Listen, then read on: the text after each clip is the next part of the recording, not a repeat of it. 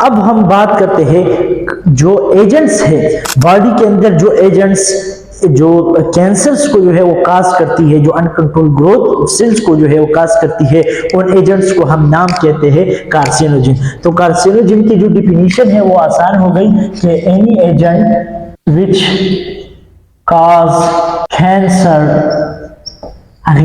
उनको हम कहते हैं कार्सिनोजन, उनको हम कहते हैं कार्सिनोजन। ये कार्सिनोजन हमारे पास 3 किस्म के हो सकते हैं, या तो ये फिजिकल होंगे, या केमिकल होंगे, या बायोलॉजिकल होंगे। जो हमारे पास फिजिकल है उसमें हमारे पास मुख्तलिफ किस्म के रेज आ सकती है। फॉर एग्जांपल जो यूवी रेज है, या हमारे पास जो एक्स रेज है, या हमारे पास जो गैमा रेज है, या जो हमारे पास रेडिएशन होती है मुख्तलिफ किस्म की। तो इन रेडिएशन की वजह से, इन मुख्तलिफ रेस की वजह से अगर बंदा ज्यादातर इन रेस की तरफ एक्सपोज होता चला जाएगा तो उसके अंदर जो है वो बॉडी के अंदर ऐसी सेल्स जो है वो क्रिएट होना शुरू हो जाएगी, जो हम उसको कैंसर सेल्स कहेंगे। जो दूसरी हमारे पास है वो केमिकल्स है।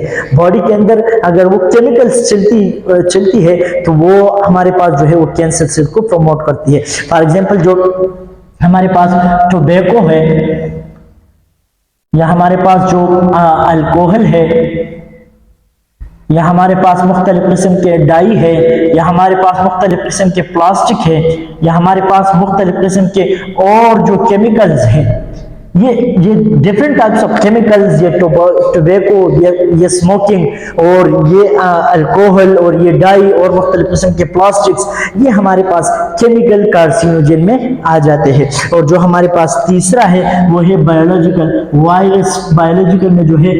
बायोलॉजिकल में हमारे पास वायरस आ जाता है कि ये एक ऐसी वायरस, एक ऐसी बायोलॉजिकल एजेंट है, एक ऐसी बायोलॉजिकल कार्सिनोजन है कि वो बॉडी के अंदर जो सेल्स है उसकी अनकंट्रोल ग्रोथ की तरफ सेल्स को जो है वो बढ़ाती रहती है। तो ये हमारे पास जो कार्सिनोजन है, जो इनकी काजेज है कि क्यों ये हो जाती है कैंसर, ये 3 किस्म की चीजें हो जाती है।